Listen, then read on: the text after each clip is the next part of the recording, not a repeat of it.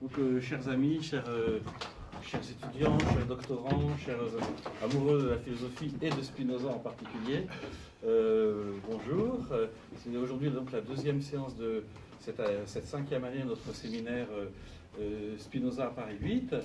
Et évidemment, nous sommes très heureux de recevoir Knox Peden, qui nous vient d'Australie et qui est bien connu maintenant du public français parce que c'est quelqu'un que nous avons souvent rencontré, puisque on s'est déjà vu une fois au séminaire de Chantal Jacquet à Paris 1 pour une de vos interventions. Ensuite, vous avez participé au colloque que nous avons organisé avec Jacques Stetter et puis les collègues de Paris 1 et de l'École normale supérieure de Lyon à Paris 8 et à Paris 1 il y a maintenant 2 ans et demi bientôt, qui s'intitulait donc Spinoza, France-États-Unis.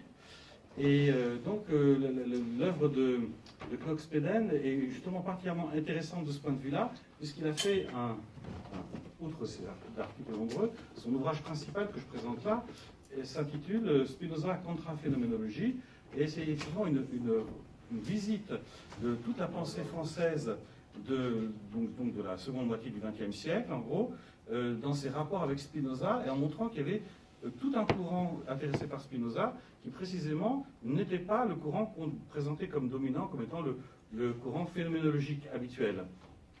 Et c'est pour ça qu'on a des exposés dans cet ouvrage. Donc je cite quelques noms. Évidemment, la différence entre la conscience et les concepts, avec Spinoza et Cavaillès, mais aussi tout un chapitre sur la controverse Guéroult-Alquier, qui était particulièrement travaillée et particulièrement intéressante, avec donc le commentaire de Guéroult. Chacun des deux, si vous voulez, terminant sur l'auteur qui était censé être son ennemi, Guéroult terminant par un grand livre sur Spinoza, alors qu'Alquier, et Alquier aussi, qui était cartésien au départ, par un livre aussi sur Spinoza, mais évidemment avec des visions très différentes. Ensuite, un travail sur De Santi, sur Althusser, sur Deleuze, avec un chapitre assez critique quand même sur l'interprétation de Deleuze. Bon, tout ça fait ce qui fait qu'on a avec donc Knox Peden, qui nous fait donc l'amitié et l'honneur aussi de nous parler en français aujourd'hui, un de ces intellectuels, un de ces universitaires, un de ces académiques, comme on dit, qui permet le pont entre ces deux traditions qui maintenant, avec le colloque qu'on a fait avec Jacques, ont vocation à travailler, je pense, de plus en plus et de façon de plus en plus intéressante. Parce que je crois qu'il y a un véritable intérêt pour Spinoza maintenant dans les pays anglo-saxons. Il n'est pas récent, mais il ne fait que se développer. Donc aujourd'hui, en fait, il s'agira de tout à fait autre chose. On avait annoncé un titre Spinoza réaliste, et le titre a été légèrement modifié à la demande de Knox, mais on reste dans l'idée du réalisme, puisqu'au fond, il va s'agir d'un exposé qui s'intitule Spinoza et Augustin dans l'histoire du réalisme politique. Et donc, d'après l'argumentaire qu'a fourni Knox Peden, il va s'agir de personnages qui, pour beaucoup d'entre eux, sont quand même moins connus. Et donc, nous attendons, enfin, moi personnellement, j'attends beaucoup de l'écoute de cet exposé. Donc, nous avons 2 heures. Il y aura, j'espère, une discussion après l'exposé de Knox, j'en doute pas. Et maintenant, Knox, vous avez la parole. Et nous vous remercions encore une fois pour être venu nous parler. Oui. Merci Charles, merci Jacques. Je suis très reconnaissant à vous deux pour m'accueillir ici. Il faut vous prévenir, ça fait longtemps depuis la dernière fois que j'ai fait un discours en français. Je suis sûr qu'il serait des fautes d'expression et bien sûr de la prononciation, mais j'espère que vous pouvez me suivre quand même. Et avec ça, je vais commencer. Alors, cette communication trouve sa place dans une série de récents débats qui ont émergé autour du réalisme politique, et tout particulièrement de l'histoire des relations internationales comme discipline universitaire, ce qu'on appelle IR pour International Relations, dans le monde anglophone. Dans le contexte des IR, le réalisme est généralement vu comme le contrepoids du libéralisme et de l'internationalisme libéral. Les réalistes se tournent vers des penseurs classiques tels Hobbes et Thucydide pour supprimer la normativité des analyses politiques. La politique est une dynamique de pouvoir, et la seule façon de réussir dans le milieu politique est d'être attentif à ces dynamiques. Donc, trois phases de l'histoire du réalisme sont observables au XXe siècle. Tout d'abord, un réalisme classique associé avec Hans Morgenthau, un juif allemand ayant émigré aux États-Unis juste avant la Deuxième Guerre mondiale. Le marxiste anglais E.H. Carr et le théologien américain Reinhold Niebuhr. Plus tard, dans la guerre froide, cette vue classique fut révisée par le réalisme structural ou bien le néo-réalisme de Kenneth Waltz. L'œuvre de Waltz fut marquée par un engagement en faveur de l'abstraction théorique et un penchant pour des méthodes tirées de la cybernétique et de la théorie des systèmes. En tant que système anarchique, l'international était adapté à ces théories d'ordre émergent, tout en servant d'exemple aux politiques dénuées de souveraineté. De nos jours, le néo-réalisme a été éclipsé, mais par quoi? Par le réalisme néoclassique, évidemment. Donc on a le réalisme classique, puis le néo-réalisme, et aujourd'hui c'est le néoclassique, c'est le réalisme néoclassique. Contrairement à la structure établie par Waltz et les relations qu'elle implique, l'acteur, c'est-à-dire l'homme d'État, est de retour au centre de l'analyse, tout comme ses intentions. Donc, ceci est le récit interne à l'histoire des relations internationales comme discipline.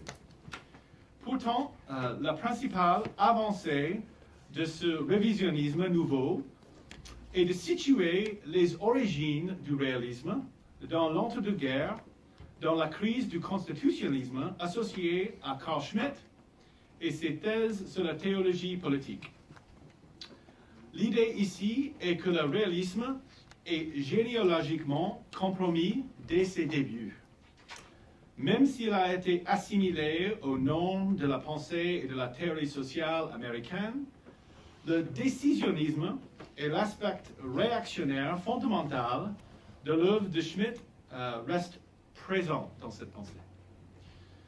Dans cette vue, la différence entre la pensée de Morgenthau et celle de Waltz réside dans la question de la prise de décision en elle-même, par la souveraineté selon Morgenthau ou dispersée à l'intérieur du système selon Waltz. Dans ce cas, la théorie de Waltz est liée au néolibéralisme tel que diagnostiqué par Michel Foucault, entre autres. Le pouvoir est dispersé et panoptique, partout et nulle part à la fois. Enraciné dans une doctrine mettant en doute toute possibilité de progrès pour l'homme, encore moins de perfection, le réalisme, conçu par Schmitt, s'inscrit dans une vision du monde fondamentalement théologique, qui n'est pas uniquement contre-libérale, mais intrinsèquement contre-lumière. Ça, c'est l'expression aux États-Unis, counter-enlightenment, contre-lumière. Ce travail récent soulève des questions historiques sur les relations entre sécularisation et politique, ainsi que des questions théoriques sur le rôle de la normativité dans la politique. Mais je me demande si la généalogie est la meilleure façon de comprendre le réalisme, tout particulièrement dans sa relation avec le libéralisme. Mon approche à ce sujet est moins soupçonneuse et moins dirigée par l'inquiétude de tracer une certaine transmission virale à travers les générations, que de comprendre comment des efforts au sein du réalisme exacerbent un lot de dilemmes inhérents à l'effort d'articuler une conception séculaire de la politique. Je me concentrerai sur l'œuvre de Kenneth Waltz. Waltz a été traduit en allemand et en italien, mais étrangement pas en français. En dehors de IR, si quelqu'un en a entendu parler, c'est en général grâce à une caricature de son livre majeur, Theory of International Politics, théorie de la politique internationale, son étude principale publiée en 1979, dans laquelle son approche structurelle attend son expression la plus abstraite. Mais son véritable travail porta surtout sur la théorie politique et l'histoire de la pensée politique. Et c'est à ce sujet qu'il avait beaucoup de suggestions à propos de l'œuvre de Spinoza. Avant de continuer, j'aimerais dire quelques mots au sujet de la théorie la plus aboutie de Waltz. Dans Theory of International Politics, Waltz écrit, je cite, « Ce que nous pensons être la réalité est en elle-même une conception élaborée, construite et reconstruite à travers les âges. » Fin de citation. Waltz n'appartenait pas au mouvement constructiviste, mais il est possible de faire des rapprochements avec les structuralistes français, notamment Lévi-Strauss, je cite en fait, dans la mesure où, selon eux, la construction théorique est un moyen de présenter la réalité.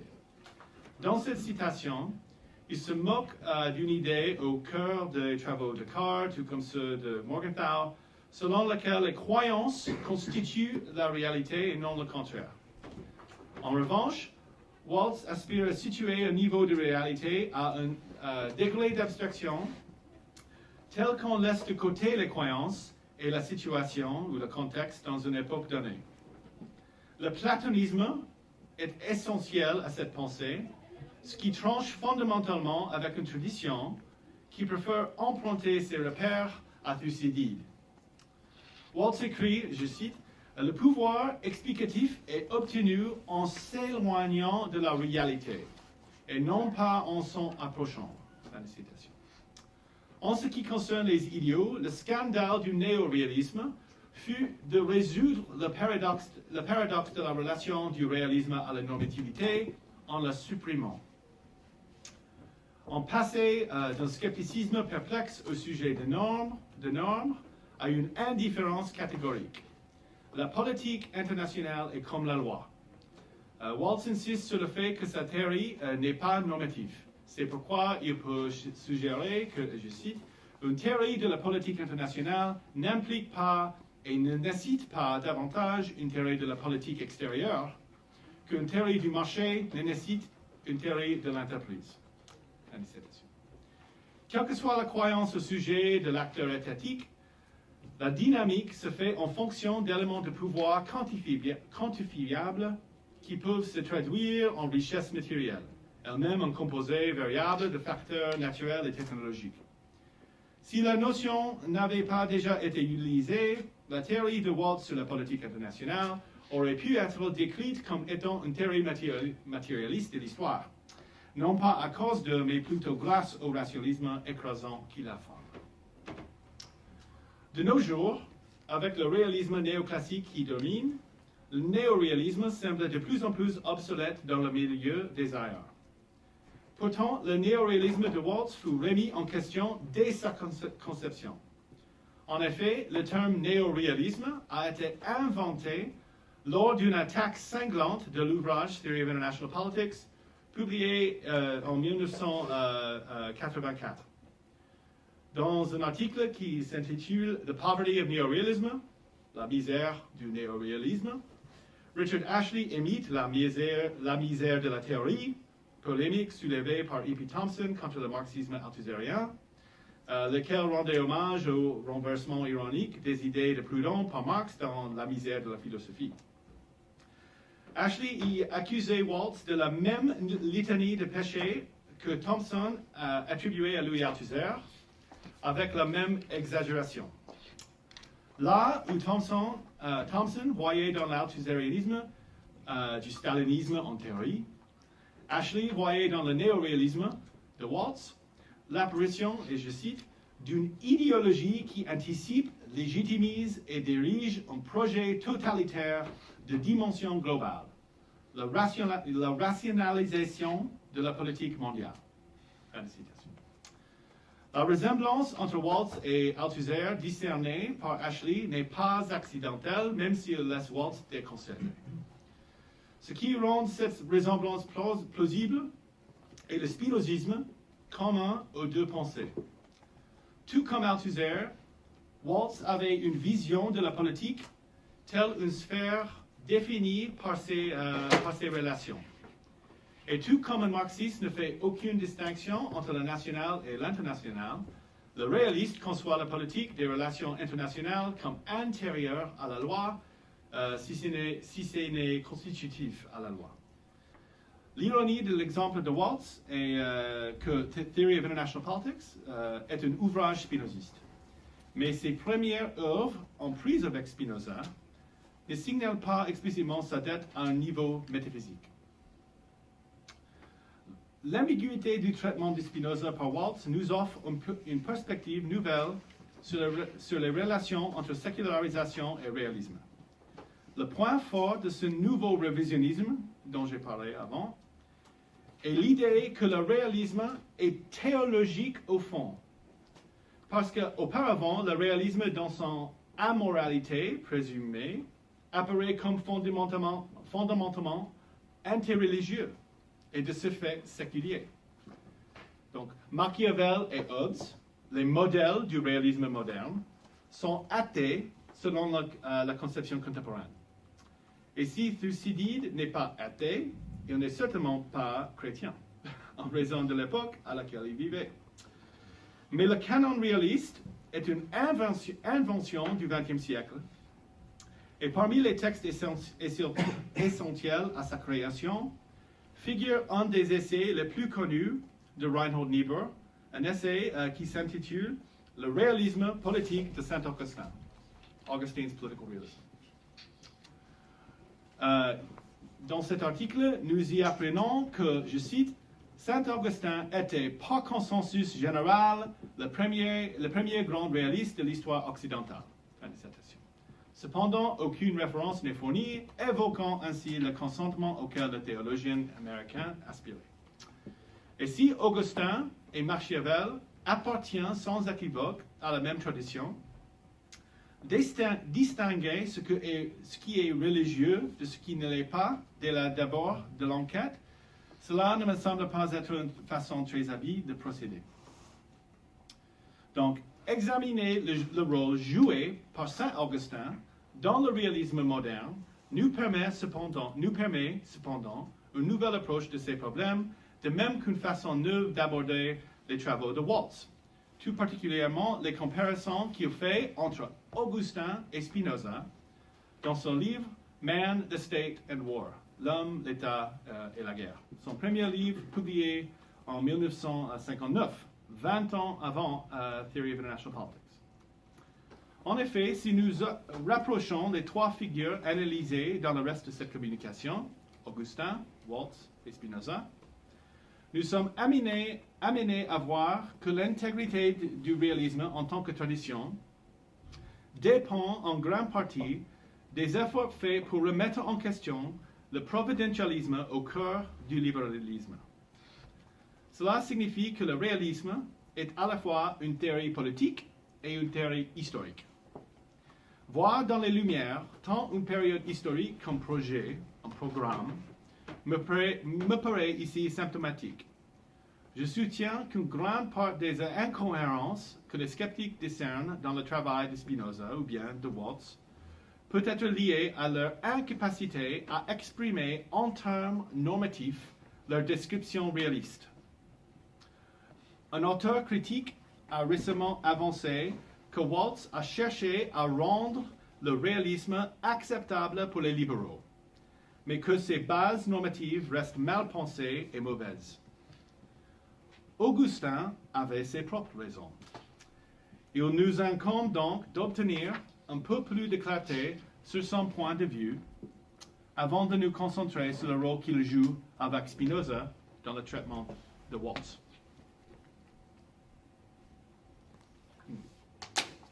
Augustin. Au cœur du réalisme d'Augustin se trouve sa pensée sur le saeculum. Le saeculum, c'est-à-dire la dernière étape de l'existence entre l'incarnation et la parousie, au cours de laquelle un nombre infini d'actions peut prendre place sans jamais avoir de conséquences sur le salut.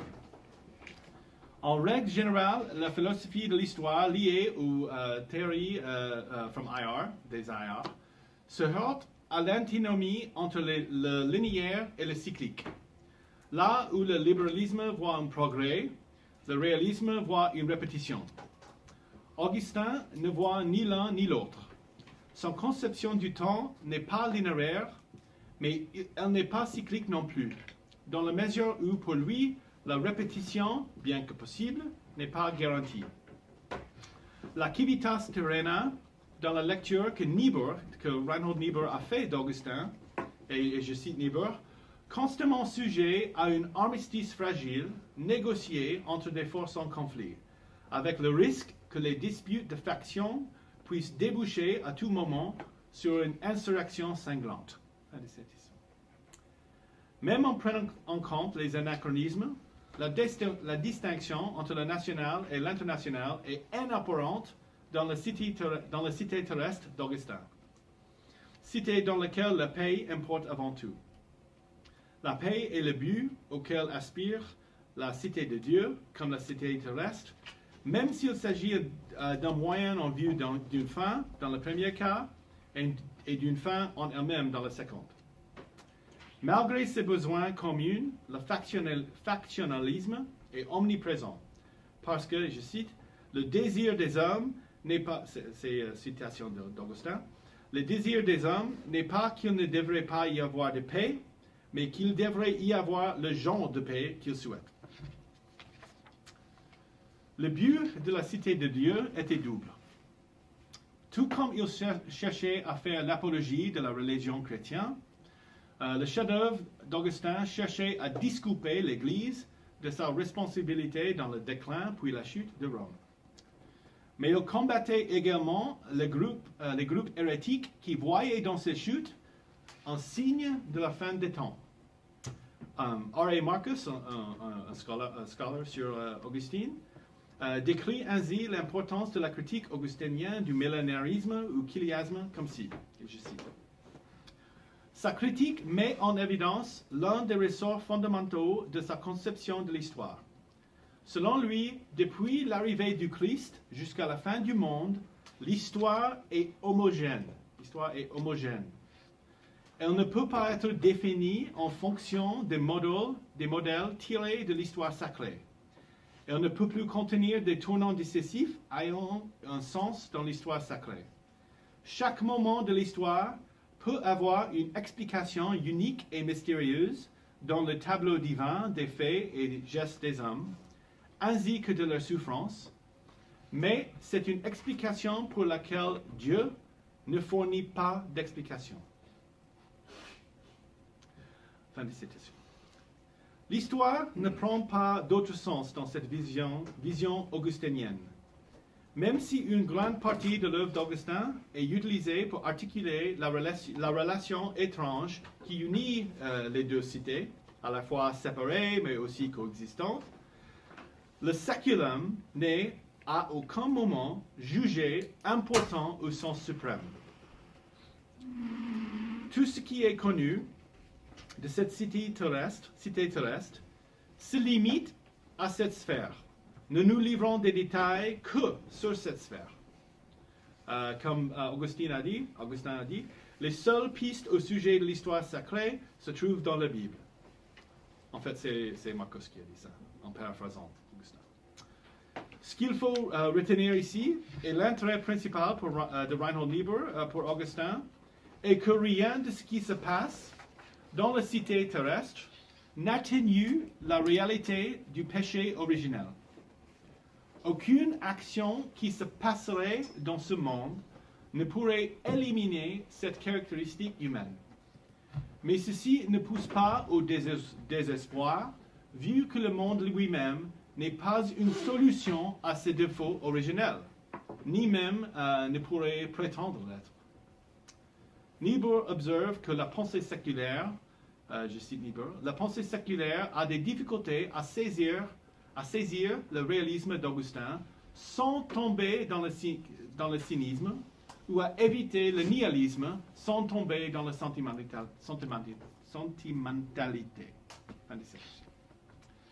C'est parce qu'il valorise la paix plus que toute autre chose qu'Augustin arrive à naviguer ces espaces dangereux.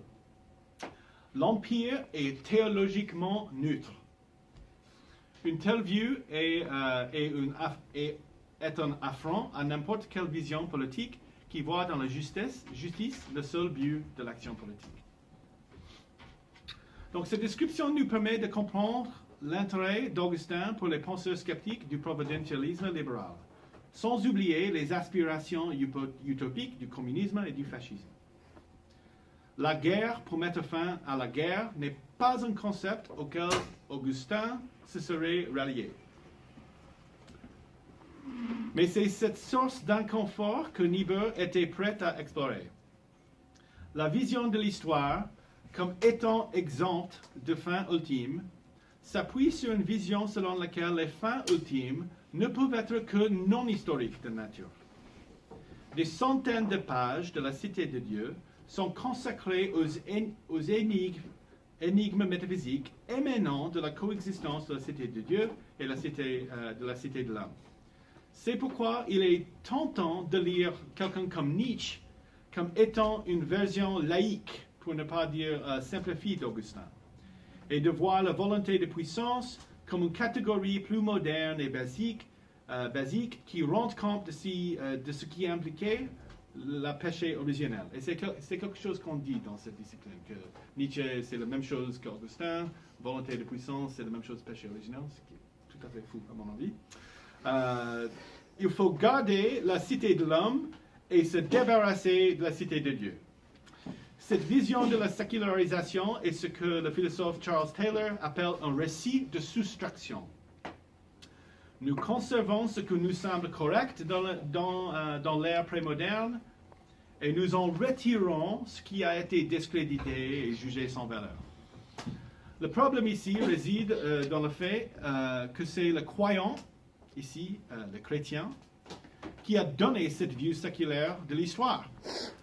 Dans la mesure où nous voulons y voir une vision de l'histoire qui résiste à n'importe quel effort de doter la positivité de ces éléments d'une nouvelle portée ou valeur métaphysique. Malgré tout ce qui peut se dire sur Nietzsche et sa modernité présumée, il est impossible de dire qu'il est exempt d'une philosophie de l'histoire. La doctrine de l'éternel retour n'est pas facultative chez lui. Et il n'y a pas besoin de souscrire au projet d'Heidegger pour accepter son diagnostic sur la volonté de puissance comme étant le dernier rempart de la métaphysique historique. Nietzsche est souvent présenté comme un prophète du nihilisme, mais son but premier était de surmonter ces conditions par l'action avec une transvaluation de valeur, ce qui est l'exact contraire du réalisme d'Augustin, qui condamnait facilement la vision de ce monde comme dépourvu de signification, valeur ou but. Ceux qui cherchent à voir dans le monde lui-même la justification d'une telle perspective théologique passent à côté du point essentiel, vu dans un sens fondamental. Ce n'est pas que le monde ne vérifie pas la théologie d'Augustin, c'est qu'il ne le peut pas. Le monde en lui-même ne peut rien vérifier, ce qui permet à Reinhold Niebuhr de commenter d'un ton sardonique, je cite, « La doctrine du péché originel est la seule doctrine empiriquement vérifiable de la foi chrétienne. » Ceci est indiscutable. C'est la vue augustinienne. Je cite Niebuhr encore. Il faut être clair sur le fait que toutes les illusions sur la personnalité de l'homme et de l'histoire, illusions qui font que l'ère classique ou moderne a eu tant de mal à affronter les problèmes aigus nés de notre communauté, semblent provenir des efforts à comprendre l'homme dans sa grandeur et sa misère, en l'intégrant dans une sorte de système naturel et rationnel de la cohérence. Fin des citations. Donc c'est cette phrase. Intégrer l'homme dans un système rationnel de cohérence, voici une description exacte de la métaphysique de Spinoza. Cela rend compte aussi, de façon plus subtile, de l'entreprise théorique de Waltz et de ses premiers travaux jusqu'à l'énoncé final de sa théorie. Spinoza est bien souvent comparé à Nietzsche, parfois par Nietzsche lui-même, Tous les deux ont rejeté l'explication théologique de certains événements et de sources de valeur transcendantes. Mais Walt souligne que la philosophie de Spinoza se rapproche de la pensée d'Augustin. Comme j'ai dit, le réalisme structurel de Walt est plus surprenant encore car il affiche une claire ressemblance avec la métaphysique spinozienne qui considère les unités d'action, le corps, les méthodes, les individus et même les états comme définis par leurs relations. Ce réalisme structurel a été abordé dans Man, the State and War, dans lequel les raisons de la guerre ont été divisées en 3 images. Image fait partie du jargon de Waltz et il est préféré à d'autres termes comme cadre ou dispositif car cela lui permettait de souligner leur capacité à se recouper et à coexister. La première image situe les causes de la guerre dans la nature humaine. Le mal et la destruction sont des caractéristiques inaltérables de l'existence humaine. La guerre est donc inévitable tant que ces caractéristiques demeurent. Parmi les théoriciens de cette première image, nous pouvons retrouver des optimistes tout comme des pessimistes. Ils accordent sur l'origine de la guerre, mais pas sur le pronostic. Les optimistes pensent que la nature humaine peut changer. Les pessimistes, eux, pensent qu'elle est inchangeable. Les théoriciens de la deuxième image expliquent la guerre par le recours aux institutions et par la nature même des gouvernements. Dans ses œuvres dernières, Waltz décrira cette théorie de la deuxième image comme étant une analyse unit level, c'est-à-dire au niveau des unités politiques. La guerre est possible car certains États sont agressifs.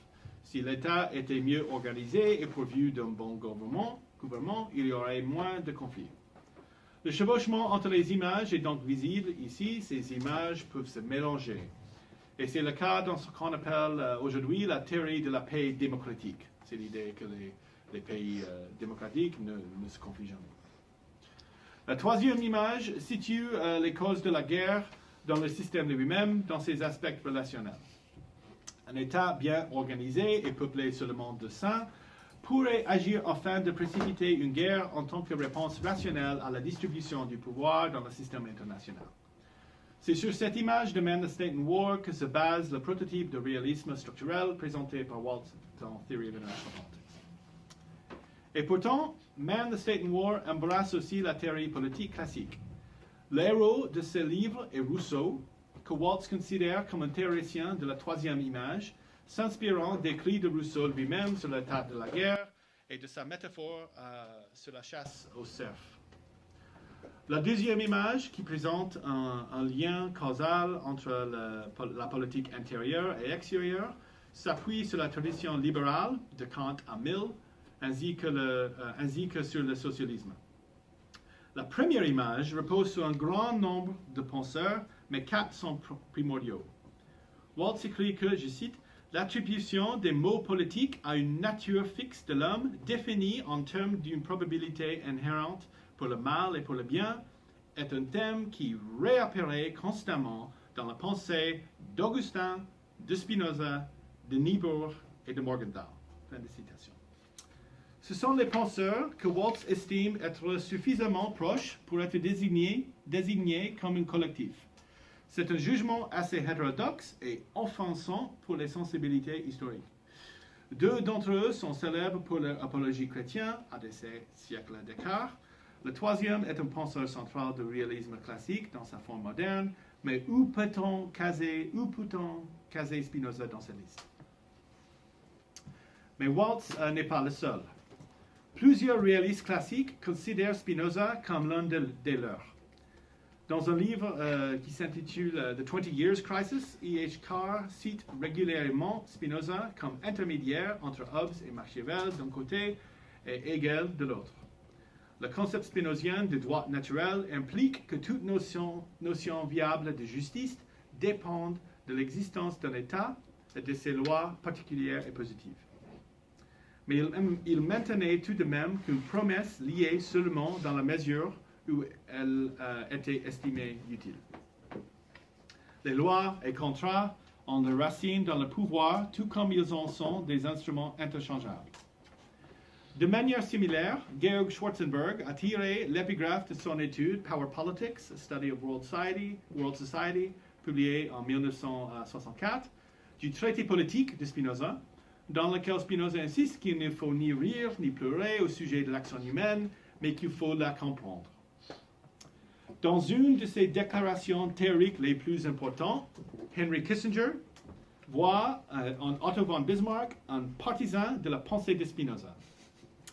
Kissinger a écrit que, et je cite, « Le refus de croire en l'antagonisme irréconciliable est l'inverse d'un état d'esprit dans lequel les transformations fondamentales sont devenues inconcevables. »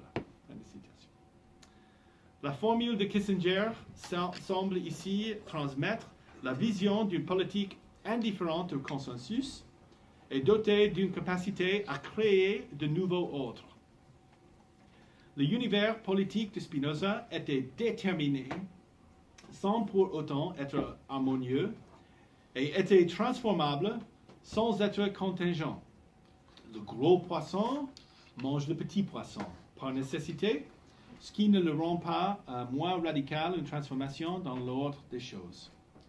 C'est le même paradoxe qui se joue dans Le Révolutionnaire blanc, titre du célèbre article de Kissinger sur l'homme d'État allemand. L'inclusion de Spinoza dans le canon réaliste ne devrait pas surprendre, même si elle a perturbé certains des meilleurs interprètes de Spinoza dans la tradition marxiste.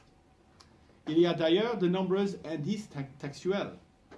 Dans le premier chapitre du traité politique, Spinoza écrit que « Car la liberté d'esprit et la force de caractère, ce sont des vertus privées, mais la vertu de l'État est la sécurité. »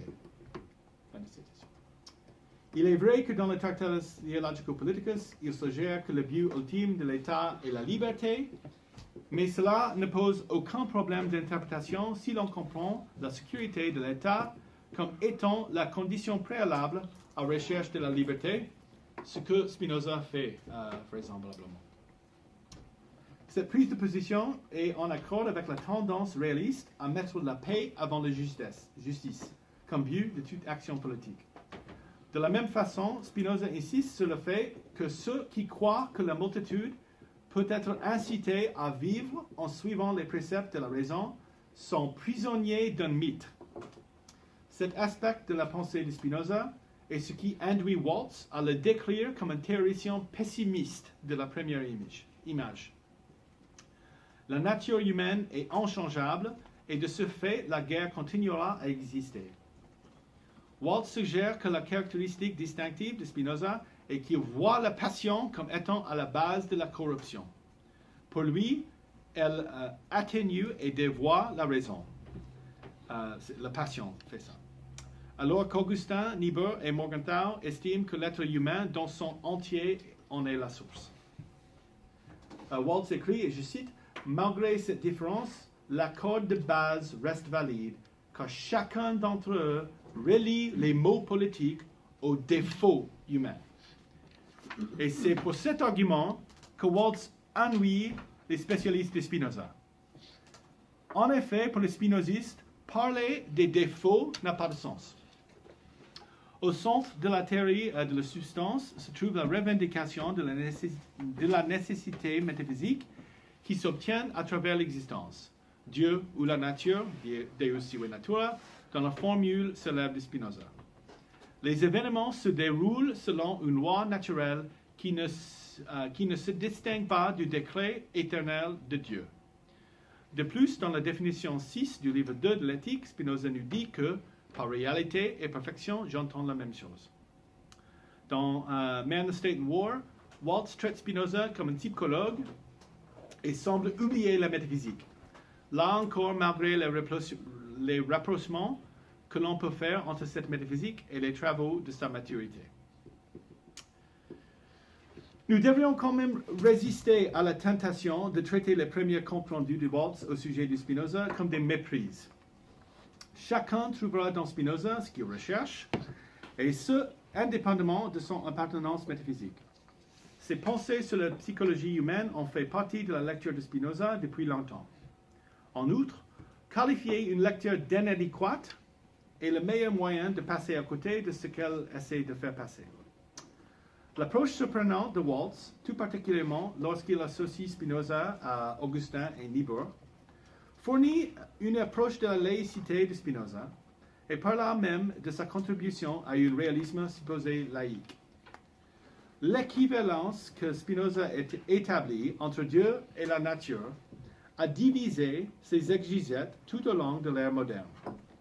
Spinoza est soit matérialiste, soit idéaliste, en fonction de la direction que vous empruntez. Mais la provocation lancée par la philosophie de Spinoza réside dans ce mouvement qui annule la viabilité d'une dualité heuristique pour comprendre la métaphysique. Pour Spinoza, le but ultime de sa philosophie est d'élever le raisonnement à un degré tel que nous puissions tous voir la nécessité rationnelle qui est inhérente à notre vie affective.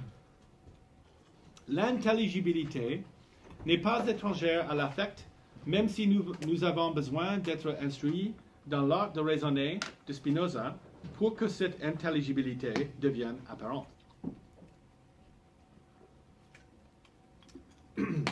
La relation entre la raison et les passions est cruciale pour la pensée de Spinoza, mais est malheureusement tout sauf claire. Selon Waltz, et je cite, « Là où Spinoza juxtapose la raison et les passions humaines qui l'encombrent, Niebuhr oppose l'amour au péché qui le submerge. Le péché, c'est la cause, et l'amour, s'il pouvait triompher du péché, en serait le remède. Le parallèle dressé avec l'éthique est suggestif. L'amour intellectuel de Dieu, rationnel par essence, n'est pas censé submerger les passions, mais plutôt les élever, les rediriger. Waltz essaie d'établir un contraste entre Spinoza et Niebuhr, se rapprochant ici de la vision d'Augustin. Si l'amour résout les péchés, alors la raison résout la passion. En aucun de ces cas, le remède n'élimine le problème. Il ne fait que le contrôler. Les fondations de Man, the State and War se trouvent dans la thèse doctorale de Waltz, œuvre non publiée, mais préservée dans son archive, qui consacrait de nombreux passages à Augustin et Spinoza, qui furent coupés dans la version publiée, la version finale. C'est là qu'on trouve les sources de l'insistance de Waltz à lire Spinoza comme un psychologue, né de l'importance qu'il accorde au cadre des écrits politiques de Spinoza.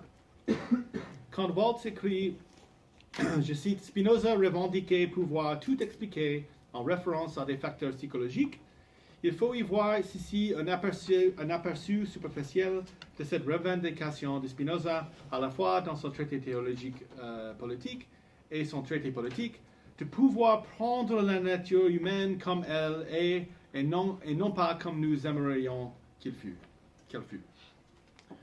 Pour Waltz, la nature humaine est une question d'ordre psychologique. Pour un étudiant de l'éthique, c'est une question définitivement métaphysique. Mais l'entrée que Waltz porte à la psychologie de Spinoza n'est pas sans rapport avec le contraste qu'il a établi entre Augustin et Spinoza et auquel il consacre le premier chapitre de sa thèse. Pour Augustin, l'État est la solution au péché de l'homme, mais il est lui-même défectif en raison de ce péché. Cette situation est tolérable pour Augustin parce que ses raisons en sont théologiques. La véritable justice ne peut exister excepté dans une république fondée ou gouvernée par le Christ. A contrario, la préoccupation de Spinoza concerne ce monde. Dans la phrase de Waltz, même sa religion est devenue séculière, selon le mot de Waltz. Mais au niveau séculier, écrit Waltz, Augustin et Spinoza partagent la même opinion. Les hommes agissent avec irrationalité et parce que cette irrationalité peut être expliquée soit par la théologie pour le premier, ou empiriquement pour le second, un état qui restreint représente la nécessité politique finale. Donc, Waltz souligne ici, en fait c'est moi qui ai souligné, mais Waltz souligne ici un problème qui surgit quand la pensée réaliste est considérée comme pensée qui peut être adaptée aux options théologiques ou laïques.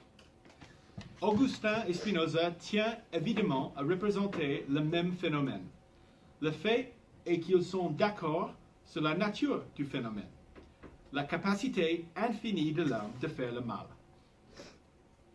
Mais les explications qu'ils donnent sont très différentes, aussi différentes que la théologie et l'empirisme peuvent l'être dans un contexte d'enquête et d'argumentation.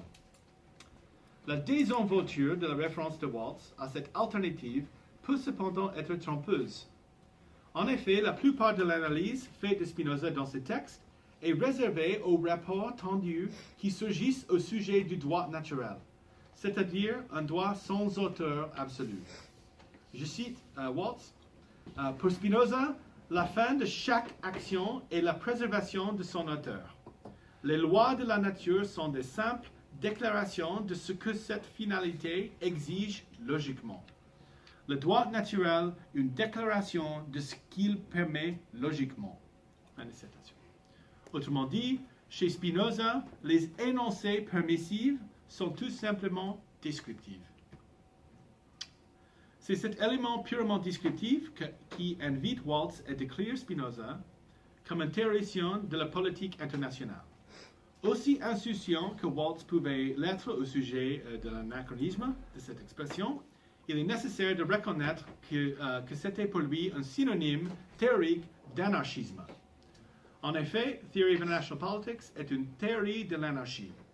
Et on a gardé trace de Waltz disant que lorsque la politique extérieure cesse d'être anarchique, si toutefois une hiérarchie globale est enfin établie, quel qu'en soit le moyen, sa théorie cessera d'être applicable. Waltz insiste sur le fait que Spinoza se trompe dans la mesure où il se concentre sur la psychologie comme un facteur d'explication. Pas tout expliquer, il n'explique rien. Mais il pense qu'il y a une théorie implicite dans la description que Spinoza fait de la politique qui prévoit une théorie d'un système à trois images. Avec plus d'audace, il écrit au sujet de Spinoza, je cite, « Sa prétention est expliquer toute la vie en référence à une nature humaine fixe et mise en doute par le contenu de sa propre analyse politique. » Fin de citation. À nouveau, quelque chose semble être incorrect lorsque Waltz écrit « Dans l'esprit de Spinoza, la causalité va de l'homme vers la société et non le contraire. » Et pourtant, dans sa politique descriptive, il fait preuve d'une sagesse qui ne l'autorise jamais à négliger le rôle de l'environnement politique. Fin de citation. Une telle déclaration semble trahir un manque de familiarité avec l'éthique, dans lequel nous apprenons assurément que Dieu ou la nature sont la cause de toutes choses et non pas l'homme. Pourtant, Waltz semble analyser le contenu métaphysique de la pensée politique de Spinoza avec son intérêt pour l'environnement, c'est difficile à dire, comme un ensemble de facteurs relationnels qui, à la fois, autorisent et limitent les actions. Pour Augustin, le péché autorise et limite à la fois. Il nous bride, mais il est aussi le mécanisme par lequel nous agissons dans le monde, notamment dans les affaires d'État. Pour Spinoza, c'est le système, les lois sans auteur, le cyborg pantocrator, si l'on utilise la description cybernétique de la théorie de Waltz, faite par Nicolas Guillot, qui autorise et limite, c'est-à-dire qui est responsable de l'action politique. Waltz a très clairement compris la métaphysique de Spinoza, vu qu'il en a saisi le point essentiel selon lequel tout ce qui peut être dit sur le corps humain comme conglomérat modal peut aussi être dit au sujet de l'État comme mode. Donc l'État, c'est comme un mode. Et je cite Waltz encore. La philosophie politique de Spinoza repose sur deux hypothèses. L'homme poursuit une fin unique, la préservation, et dans sa recherche, il est souvent irrationnel. Sa théorie sur la politique internationale est construite en ajoutant une nouvelle supposition aux suppositions de base. Le comportement des États intersés est directement comparable au comportement de l'individu à l'état naturel. Fin de citation. Comme Spinoza l'écrit au livre 2 de l'éthique, par choses individuelles, res singulier, j'entends les choses qui ont une fin et une existence déterminée. Si plusieurs choses individuelles arrivent en même temps, de telle façon à être tout ensemble la cause simultanée d'un effet, je les considère toutes à cet égard comme un seul individu. L'explication de l'action est indifférente au module impliqué. Ceci anticipe le réalisme structurel d'une façon vitale et a aussi des conséquences sur la façon dont nous comprenons la rationalité politique. Dans sa thèse doctorale, Walt observe que pour Augustin, l'explication religieuse derrière l'irrationalité de l'homme devient une proposition dans la logique et la psychologie pour Spinoza. Plus précisément, Spinoza construit un modèle de comportement raisonnable. Ces actes sont des actes raisonnés qui mènent spontanément à l'harmonie dans des efforts coopératifs de perpétuer la vie. Cette définition analytique de la rationalité attribuée à Spinoza en 1954 devient aussi celle de Waltz en 1979, lorsqu'il écrit, je cite, « Les systèmes compétitifs sont régulés, pour ainsi dire, par la rationalité de concurrents ayant mieux réussi. » Que veut dire rationalité? Cela signifie que seuls certains réussissent mieux que d'autres, que ce soit pour leur intelligence, compétence, travail ou grâce à de la pure chance. Fin de citation. La raison perd tout son rôle justificateur dans cette vision. Elle devient juste un signe de pouvoir, de succès. Le gros poisson mange le petit poisson parce que c'est son droit naturel. L'insatisfaction que l'on peut avoir pour le travail de Waltz est la même que celle que l'on peut ressentir pour celui de Spinoza. Si la rationalité prend soin d'elle-même, à quoi bon être rationnel? Comment la définition d'un système déterminant, vu comme déterminant, peut-elle résulter en une théorie politique? Nous retrouvons un élément dialectique dans la thèse doctorale de Waltz sur les trois images. Comme lorsqu'il soutient que la supposition d'une nature humaine fixe par laquelle tout le reste doit être compris a tendance à déplacer l'attention loin de la nature humaine, parce que la nature humaine, dans cette supposition, ne peut pas être changée alors que les institutions sociopolitiques peuvent l'être. Ce souci de comprendre les relations entre faits et normes, comment obtenir les justes faits, doit être précédé toute réflexion normative, est plus prononcé dans Man the State and War, dans lequel la compréhension simpliste de la relation entre Augustin et Spinoza, faite par Waltz, reste peu claire et même tronquée. La théorie d'Augustin sur le besoin d'avoir un État pour résoudre les conflits La théorie d'Augustin sur le besoin d'avoir un État pour résoudre les conflits se base sur la théorie du péché originel. Le défaut a une origine contingente dès son origine dans la loi divine. La normativité est inscrite au cœur même de la théorie. Au contraire, pour Waltz, les actions simples et rationnelles de Spinoza sont anarchistes, étant donné qu'il n'y a pas d'autorité globale pour les légitimer.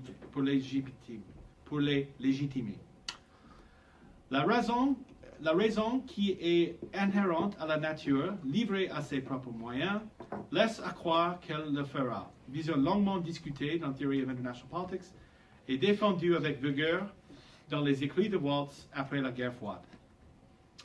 L'État a aussi une fonction de pacification dans la vision de Spinoza, mais il ne faut pas penser cette relation politique comme étant correctif, puisqu'elle ne peut pas être considérée comme corrigeant une erreur. Ce n'est pas que l'État doit pacifier, c'est qu'il le fait. C'est ce qui en fait un État. ce monopole de la violence, s'il y en a, n'est ni légitime ni illégitime. Waltz écrit que les hommes soient défectueux devient alors une donnée empirique qui nécessite aucune justification de l'extérieur. En effet, il ne peut y avoir de justification de l'extérieur vu que Dieu est devenu nature. Fin de citation. En fin de compte, la critique de Spinoza et de tous les théoriciens de la première image faite par Waltz est qu'ils ne nous donnent pas les ancrages critiques. Ils ne nous permettent pas d'identifier ce qui fait la différence entre une guerre, dans certains cas, et la paix dans d'autres. Cette critique de la psychologie est la même que celle adressée à la métaphysique de Spinoza. Si Dieu peut tout expliquer, il n'explique rien. Néanmoins, il y a des indices, dont Man State More, en faveur d'une autre lecture. Comme par exemple, lorsque Waltz écrit « Quoique Spinoza pense avoir été capable d'expliquer le phénomène politique en fonction des qualités inhérentes de l'homme, il démontre aussi clairement que dans d'autres conditions, l'homme réagit différemment. » Fin de citation. Comme dans sa thèse doctorale, Waltz distingue Spinoza d'Augustin en identifiant les préoccupations du premier au sujet des facteurs environnementaux. Pourtant, dans ce cas, il le relie à une question portant sur la cause de l'optimisme. Mais certainement, dans un monde sans défaut, la distinction entre optimisme et pessimisme n'existe pas. De plus, s'il n'y a pas de différence métaphysique entre l'homme et ses conditions ontologiques, l'unité est définie par ses relations, alors il ne sert à rien de opérationnaliser la distinction pour sa valeur explicative. Spinoza, s'il n'est pas incohérent et au moins parfois trompeur à ce sujet, il est juste lorsqu'il dit que l'homme n'est pas un territoire dans un territoire. L'ignorant ne perturbe pas l'ordre naturel, il respecte. Pourtant, son mépris pour ceux qui ne peuvent être amenés à la raison reste individualisé, si l'on peut dire. Les comptes rendus les plus sophistiqués au sujet de Spinoza et de la politique n'engagent pas peu de réactions écrites lorsqu'ils notent que même si la passion et la raison fonctionnent toutes selon la nature dans un but convergent, un état fondé sur la passion toute seule est barbare, contrebalancé par un état qui est guidé par la raison. Tout comme Gilles Deleuze a dû concéder que parmi les attributs de la substance spinozienne issue du monisme, la pensée obtient un privilège ontologique sur l'extinction.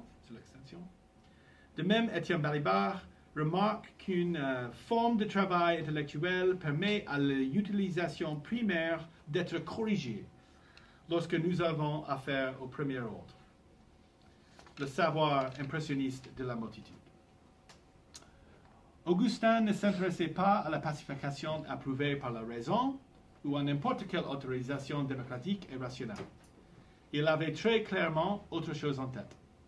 Mais je ne pense pas que ce soit par accident que cette partie de la pensée politique de Spinoza ait provoqué une série de commentaires aussi volumineux que peu concluants.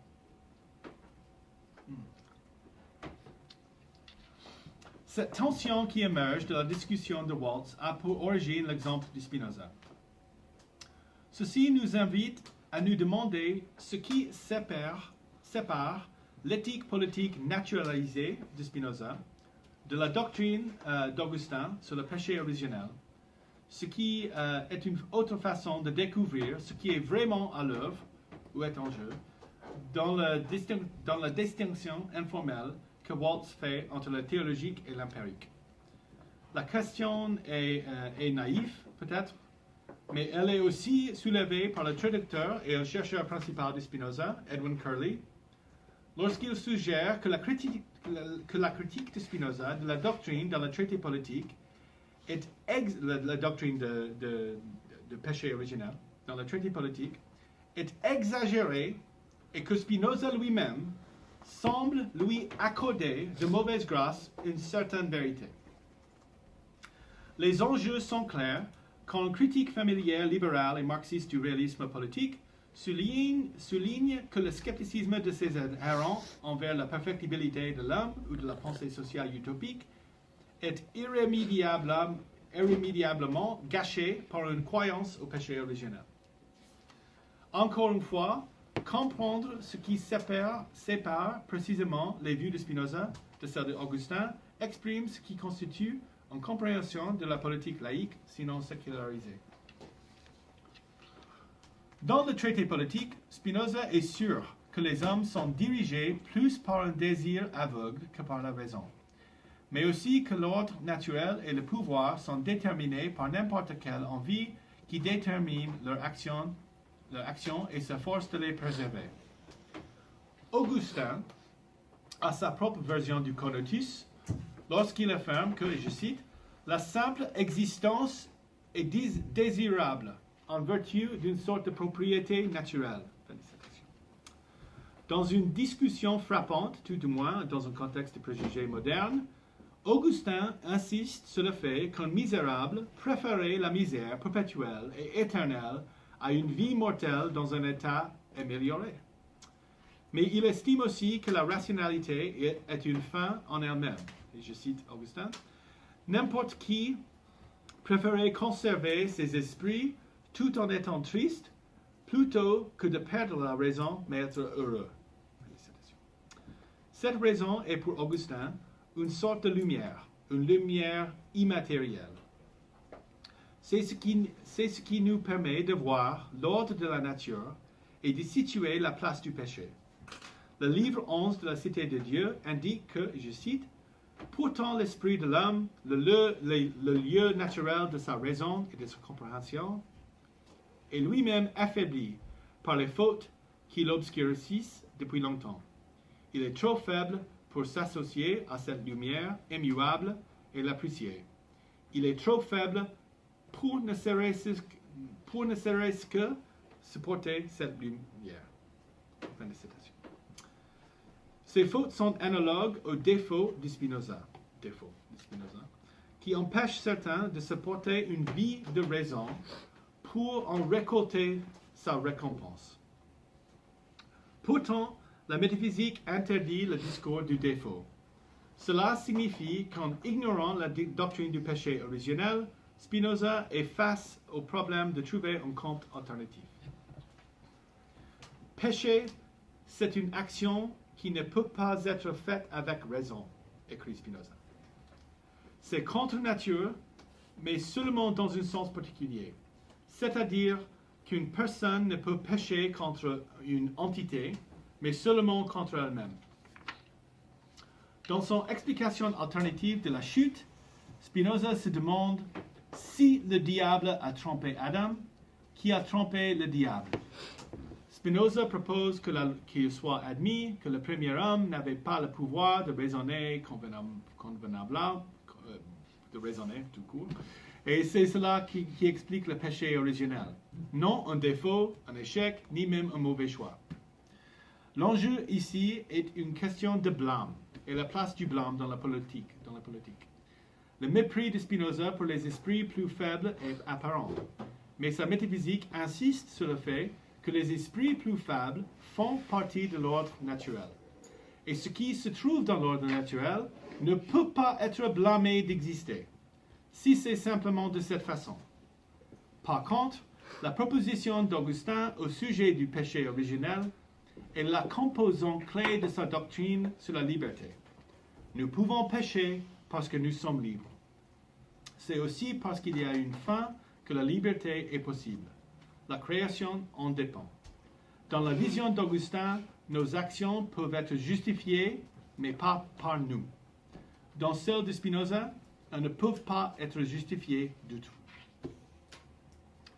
L'autre explication spinoziste de la liberté souligne aussi la présence d'une lumière immatérielle, mais celle-ci refuse la liberté comme révélation.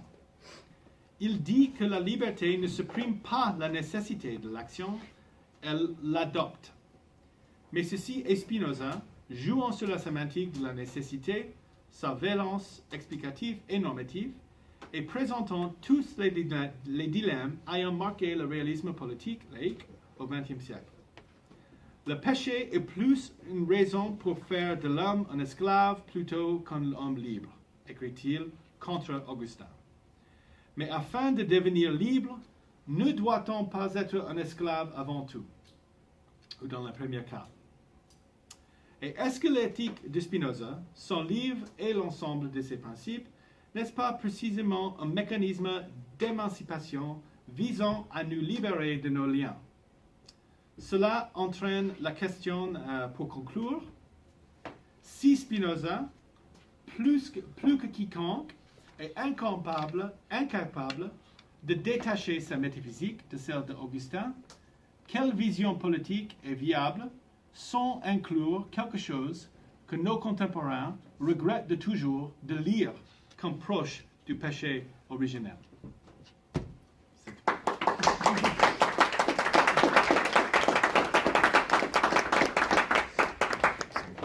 Je vais prendre la place. Est-ce que vous voulez qu'on allume là ou non? C'est pas la peine. Bien, merci beaucoup. C'est superbe. Donc, je vais être là pour. Écoutez, merci beaucoup. C'était d'abord d'avoir fait un exposé en français tellement riche, tellement bien prononcé. On a parfaitement compris. Et évidemment, prononcer le mot irrémédiablement, c'est difficile. Mais vous savez, Même pour les Français. pour les Français, pour tout le monde. Mais c'est vraiment un très bel exposé et puis qui nous a appris tellement de choses et puis qui donne beaucoup à réfléchir. Donc, évidemment, je vais vous laisser tout de suite la parole aux uns et aux autres, mais je vais quand même juste dire ma propre réaction. Oui, oui. Et pour nous, enfin, je dis nous, en imaginant qu'il y a une communauté, disons, de la tradition continentale de la philosophie, ou même de la politique, le mot de réaliste est d'emblée mystérieux. Parce qu'en réalité, on ne voit pas ce que c'est que quelqu'un de réaliste. Parce que tout le monde veut être réaliste. Ouais, c'est ça. Il n'y a personne qui dirait je suis irréaliste. Donc, la catégorie même de réaliste, pour nous, est étrange. Donc, c'est pour ça que j'ai eu un certain mal au début à bien comprendre pourquoi les gens dont vous parlez se concentrent, discutent autour d'une notion qui, pour nous, ne correspond pas à quelque chose d'habituel, en tout cas. Ouais. On n'arrive pas à distinguer ce que...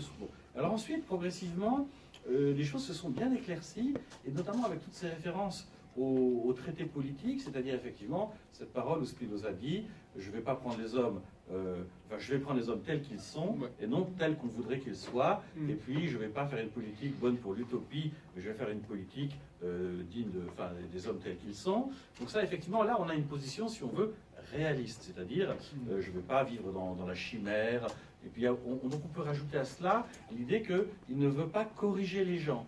C'est-à-dire, et comme vous dites, il n'a pas une normativité préalable, mais la normativité vient toujours, elle est toujours soumise à quelque chose d'autre. C'est-à-dire, c'est pas la normativité morale qui domine l'ensemble, mais la normativité morale résulte d'une conduite globalement, pourrait-on dire, réaliste ou machiavélienne ou bismarckienne, qui est toujours une conduite de puissance. Et ça, là encore, on peut comprendre très bien le mot réaliste.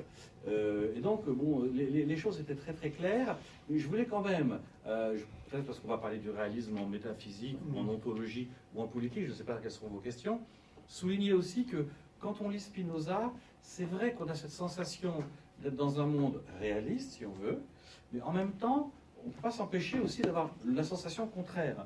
Parce que j'ai relevé quelques détails, enfin quelques points fondamentaux. Spinoza est quand même quelqu'un qui vous dit que l'homme libre ne pense à aucune chose moins qu'à la mort, et ça c'est quand même bouleversant. Enfin, les hommes pensent en général à la mort. Donc quand Spinoza vous dit que la mort nous est complètement extérieure, là on pourrait dire qu'il n'est pas réaliste. La plupart des hommes pensent que la mort leur est intérieure, qu'elle arrivera inévitablement. C'est même, je dirais, la croyance sans doute la plus répandue. Donc de ce point de vue-là, il n'est pas réaliste. Aussi, on peut dire qu'il vient annoncer aux hommes que tous connaissent Dieu. Alors que la plupart pensent qu'il y a des incroyants, des ignorants. Non, Spinoza dit non, tout individu, chaque homme connaît l'essence éternelle et infinie de Dieu. Bon, très bien.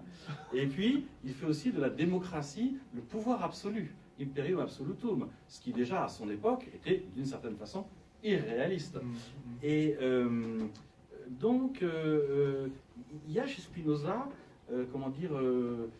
à la fois effectivement cette prise en compte de l'affectivité humaine, des relations de puissance, des hommes tels qu'ils sont, qui font incontestablement de lui un réaliste, et en même temps ce côté révolutionnaire, inattendu, hors du commun, qui ne correspondent pas à la norme actuelle. Je voudrais ajouter du point de vue de la cosmologie. C'est vrai que Spinoza fait un tableau de la nature extraordinaire, Deus et natura, mais le cosmos lui-même, quand tous les spinozistes, donc tout le monde ici sait bien que l'univers, la face totale de l'univers, hein, c'est pour Spinoza un mode infini média, c'est la deuxième catégorie de mode infini, d'un seul des attributs. Donc, par rapport à l'ensemble de Dieu, c'est pas grand-chose. Donc je dirais qu'il y a quand même chez Spinoza une dévalorisation du monde. Enfin, le cosmos, l'univers, c'est pas grand-chose à ses yeux. Et en cela, il frappe aussi un tout petit peu l'univers que l'on connaît, les étoiles, etc., d'une certaine dévalorisation, je dirais, cosmologique, qui est quand même propre à l'époque moderne. Bon, donc c'était juste mes réflexions sur la chose. Alors, si j'avais une question, je dirais, comment est-ce que vous auriez une théorie, parce que, ou est-ce que vos auteurs ont une théorie à ce sujet-là, pourquoi, en étant réaliste, parce que ça, je pense qu'on doit l'accepter, Spinoza a servi en quelque sorte de drapeau à beaucoup de révolutionnaires. Comment expliquer cette espèce de contradiction? Est-ce qu'ils ont une théorie à ce sujet-là? Pourquoi il a été toujours scandaleux, s'il était réaliste au fond? Ouais. Ok, bonne question. Oui, pour les gens qui se prennent comme réalistes, Oui. les penseurs de théoriciens, ils disent que Lénine, il a été réaliste. Parce que c'est quelqu'un qui comprend bien que ce qui compte, c'est le pouvoir. Et c'est la distribution de pouvoir dans ce système. Et des points faibles et tout comme ça. C'est ça ce qui fait réaliste. Donc, ok, plusieurs choses à faire. Je suis sûr, je vais tomber dans le franglais de temps en temps. On se débrouille. Ouais. C'est clair que le mot réalisme dans la pensée américaine, et c'est plutôt en histoire américaine, c'est un mot polémique. Parce qu'il n'y a pas de penseur politique qui dit moi je ne suis pas réaliste. C'est ça. C'est un mot polémique et ça vient des critiques du libéralisme.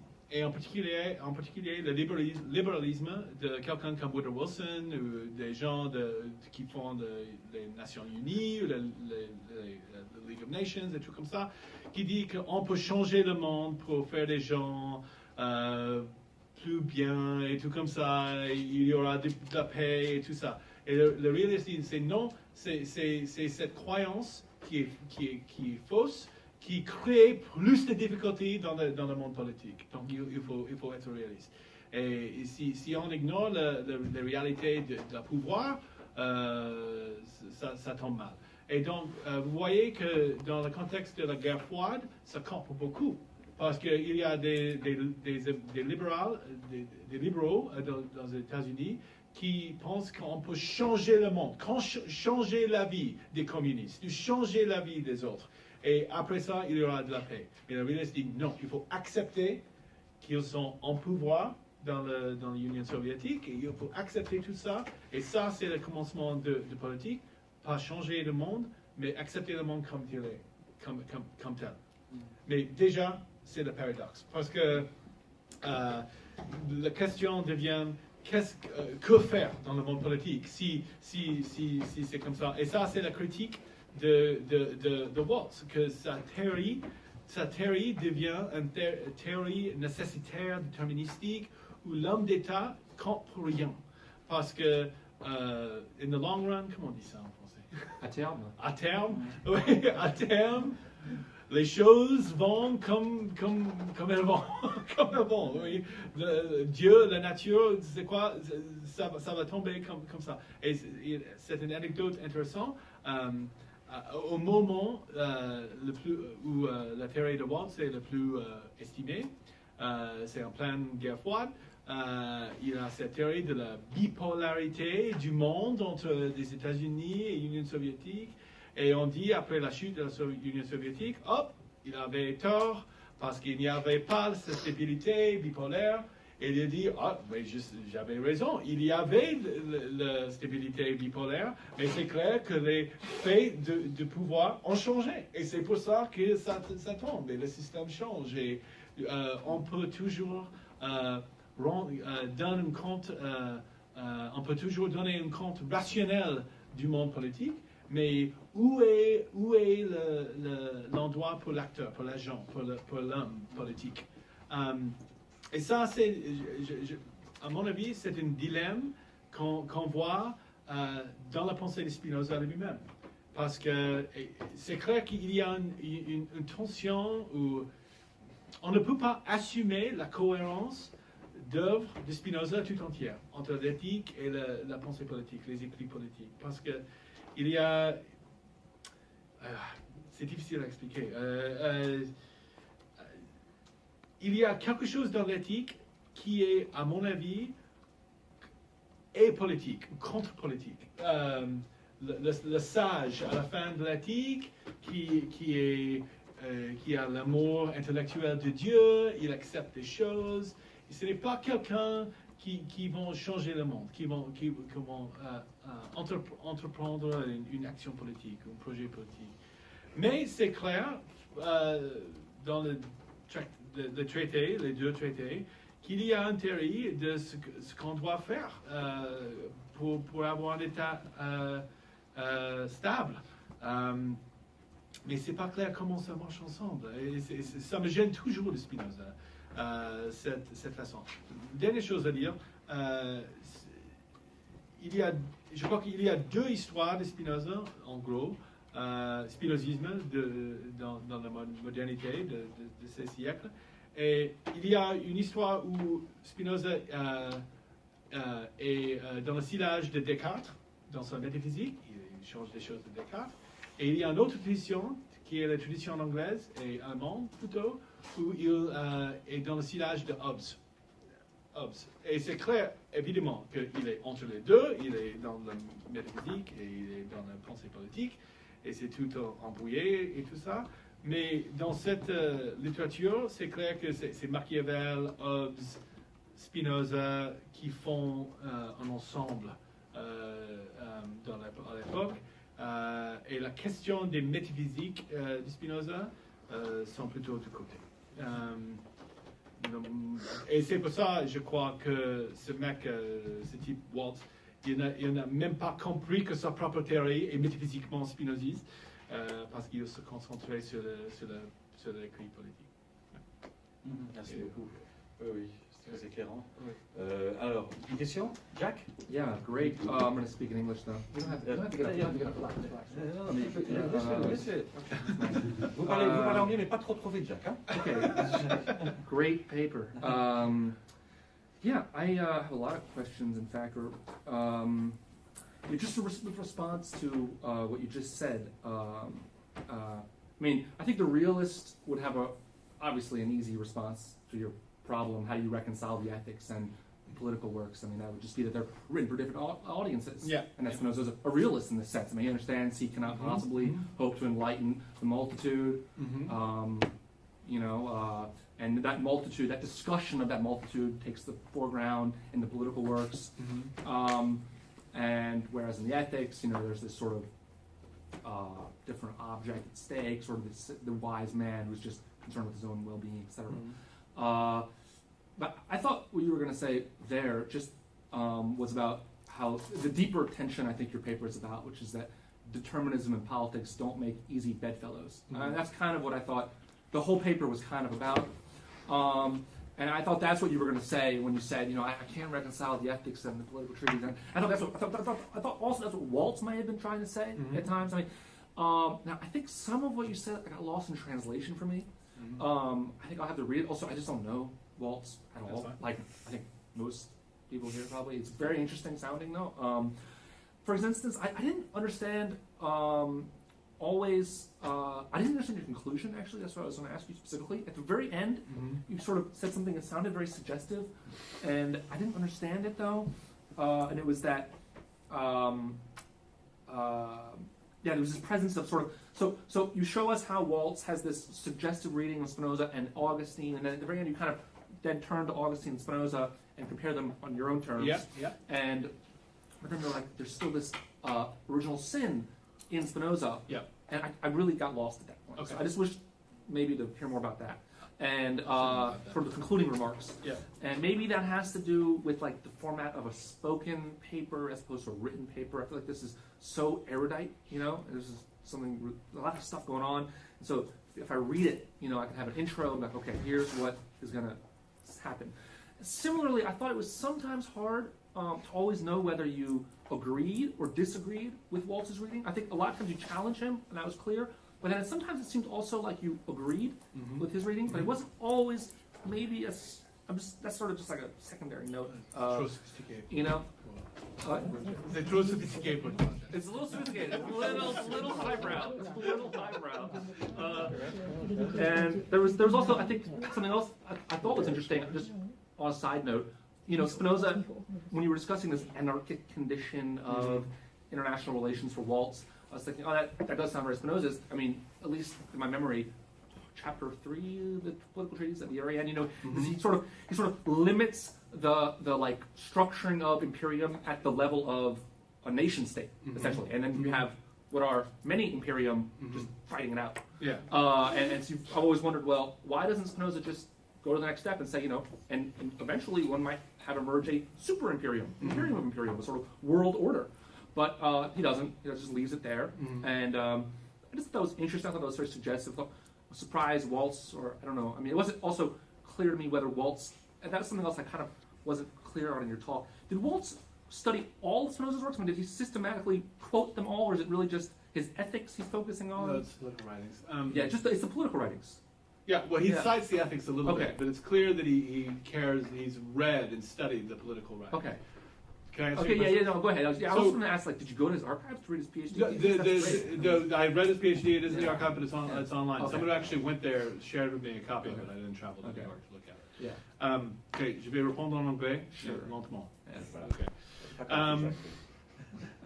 You're right. I'm glad that you called me out or noticed the ambivalence in my reading of Waltz. Because on the one hand, I think some of the things he says about Spinoza are just wrong. But on the other hand, I'm obviously engaging in a little bit of apologetics in his own reading. Yeah. And so what's interesting is that in the typology that Waltz gives between the three images, the first image, the faults in man, second image, the faults in the state, third image, the faults in the system. That's basically the way to think about it. He makes Spinoza a first image theorist. Okay. And he wants to criticize all the first image theorists because he says they may be right. Augustine and Spinoza are right about man's corruptibility. But that doesn't explain anything. It doesn't give us the leverage points. Point d'ancrage for faire une analyse politique.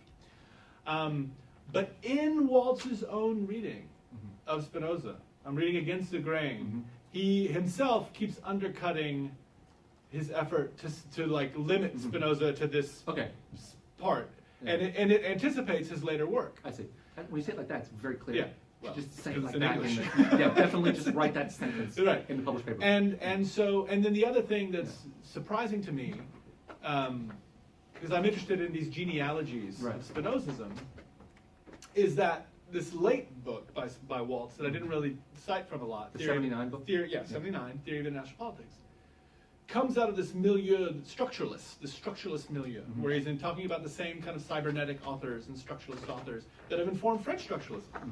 And so it's like Waltz doesn't even know, because he doesn't care, that Spinozism is part of that history in European thought. So there's a weird kind of like, and that's why I cited this discussion where a critic calls him Althuserian. And he's like totally nonplussed. He's like, I've never read Althusser. I don't care. So there's that ambivalence. So there's an ambivalence in my own reading of him. Yeah. One interesting thing about there's a little bit more here to be said about my apologetics for Kenneth Waltz, which I never thought I would engage in, is that the discipline of IR, of international relations, is often criticized by political theorists or historians for not being a real discipline, for being something that is basically just opinion making politics in an academic guise, but with no real substance. But Waltz personally was originally a student of the history of political thought and political theory, and was converted to this new discipline late in his doctoral career.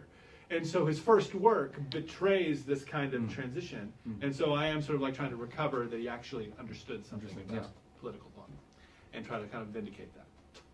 That's the first thing about. So the ambivalence about Walt's reading is there, and in the full article of this, like I feel like there were some kind of redundancies in this version that are kind of smoothed out in the longer version. About Péché Originel, about that. So the other problem with this paper is it's sort of a Frankenstein's monster, because on the one hand it's about the history of realism in international relations using Waltz to tell that story, and on the other, am I being understood? Yes. Okay. And on the other hand, it's a very erudite paper, or tries to be erudite, about Spinoza and Augustine. Like they operate at this kind of level of like I'm interested at this very abstract level in the differend between Augustine and Spinoza. Again, something I never thought I would care about. But what I discovered, and it was really reading Edwin Curley's new edition of the political treatise, is he has a discussion of Augustine in the beginning of that.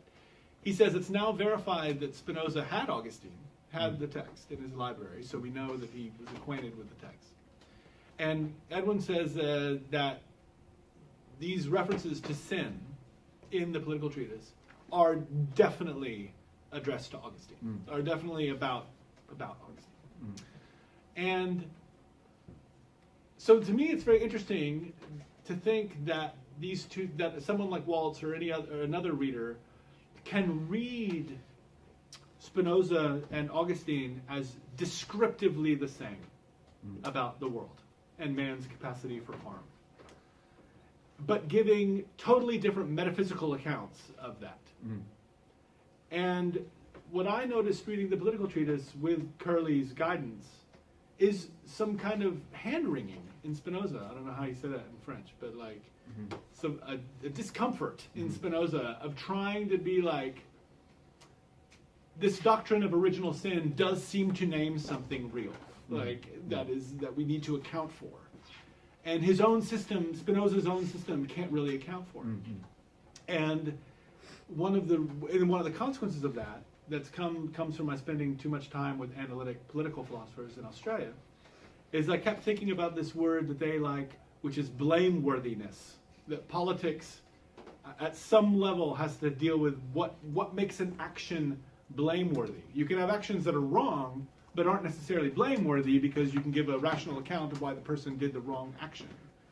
But to motivate any sort of political challenge, you need to think that your political opponent is wrong and you did something right. You need to or you're right. And so you have to be able to say that action is wrong, and like I challenge this action. And Spinoza makes that very hard to do because it's a naturalized ethics.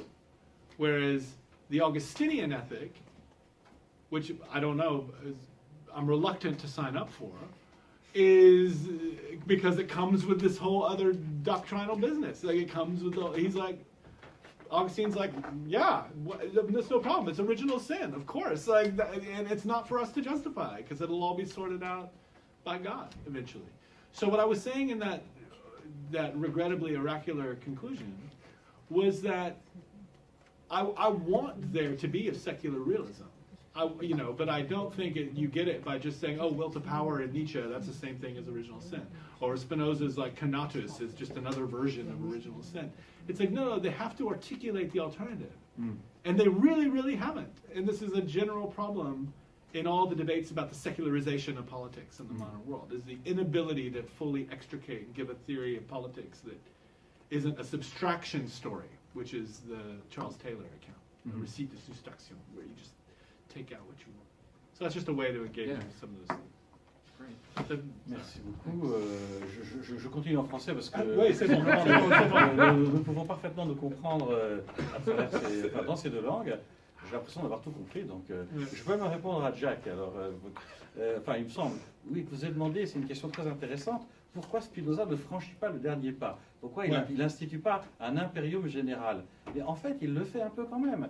Puisque quand il dit à la fin du traité politique que la démocratie est un imperium absolutum, en fait, la démocratie va être un peu comme un trou noir qui va absorber tous les autres régimes, et c'est ce qu'elle fait en réalité. Il y a une dimension prophétique chez Spinoza. Chaque année, il y a de plus en plus de pays démocratiques, et la démocratie est toujours plus puissante qu'un autre régime, et à ce moment-là, il n'y a aucune raison que cette puissance régénérée par la loi du Comte s'arrête, et donc l'impérium total est en route. C'est une réponse. Bon, peut-être, c'est une hypothèse qu'on pourrait faire. Et alors, quant au péché originel, oui, je voudrais quand même intervenir un tout petit peu dans la discussion. Ce qui m'a toujours frappé en tant que lecteur de Spinoza, c'est que Spinoza est prêt à interpréter tout ce qu'on veut dans l'Ancien Testament ou le Nouveau Testament, sauf le péché originel. Ça, il ne peut pas l'accepter du tout. Et c'est assez amusant de voir qu'il est braqué sur cette histoire. C'est-à-dire qu'il veut bien qu'on lui parle de n'importe quoi, mais pas de ça. Et je me suis toujours demandé pourquoi. Pourquoi il avait cette espèce de réticence complète. Et en fait, c'est évidemment un point de vue logique. Parce que Adam, vous avez dit tout à l'heure que Adam avait un défaut, je ne sais plus ce que vous avez dit exactement. Il avait forcément un défaut pour pécher. Mais non, parce que, on en a parlé l'autre jour en cours, il se trouve que Adam, le premier homme, d'ailleurs il y a eu des sectes entières faites sur la religion adamite, c'était le premier homme, il sortait des mains de Dieu, il était sans défaut. Ouais. Il n'avait aucune raison de pécher. Ouais. Je veux dire, il était, comment dire, il n'avait pas encore fait le péché originel. Donc sa cuirasse, son armure était intacte. Il avait la rationalité, il sortait des mains de Dieu, il était pur. Il ne devait pas pécher. Et je pense que c'est pour ça que Spinoza dit non, c'est pas possible. Adam ne peut pas pécher. Et il se bloque là-dessus. Alors, maintenant, évidemment, par rapport à Augustin, si ça vous a, évidemment, Augustin, toute la querelle des provinciales, toute la querelle du jansénisme, etc., c'est évidemment, si on peut dire, le plus fataliste de tous, enfin un des plus fatalistes. Alors évidemment, la voie vers Spinoza, on la voit clairement. Mais c'est intéressant de savoir que Spinoza avait pu lire Augustin. Ouais. Il resterait à comprendre pourquoi il a cette attitude si raide sur le péché originel. Ouais. C'est intéressant. Bon, on va pas, oui, monsieur Mario Donoso. Pourtant, il y a un moment très frappant dans le traité théologico-politique, chapitre 16, où il décrit le fondement de la nature, il définit le droit de la nature. Et au bout d'un moment, il dit que la nature a refusé, ensemble, des livres actuellement, selon la raison. La nature a refusé. Je trouve que ce moment-là est très proche du péché originel. Ah oui, c'est vrai. Ces refus de la nature mystérieux, comment ça arrive. Je ne sais pas comment interpréter ces textes-là, mais je pense que c'est les textes qui empêchent peut-être de faire une politique spinoziste en accord à la métaphysique. Parce que si la nature n'aurait pas refusé aux hommes la puissance ou la capacité de vivre actuellement sous la raison, peut-être qu'on pourrait développer une politique tout en accord avec les droits de nature des hommes rationnels. Mais pourtant, la nature a refusé les hommes. On ne sait pas comment, mais... Quel passage? Vous pouvez répéter le passage? C'est chapitre 16, dans l'édition Moreau, C'est vrai. C'est Le TTP?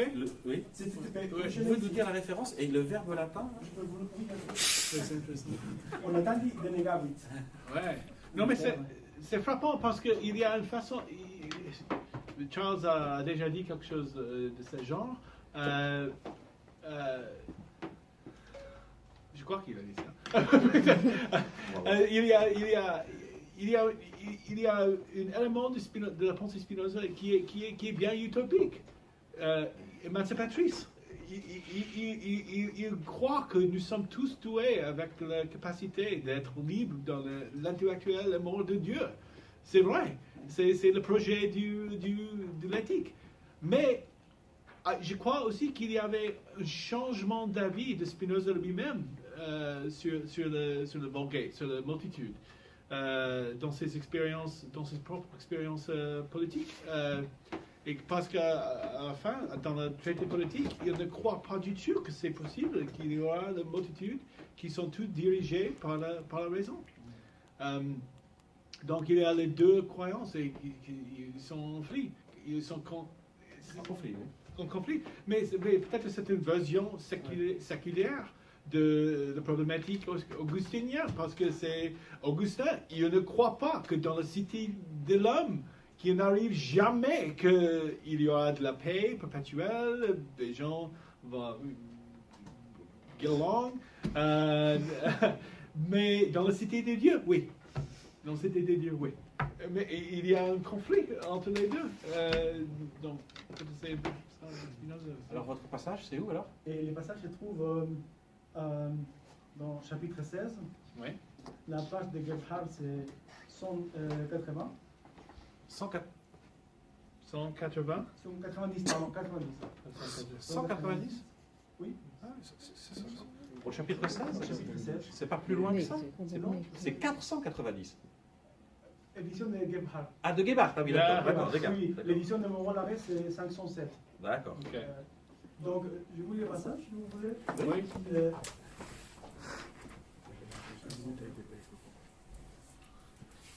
Attendez, je vous en dis. 181, pardon. 181, Dans Gebhardt. Gebhard. Oui.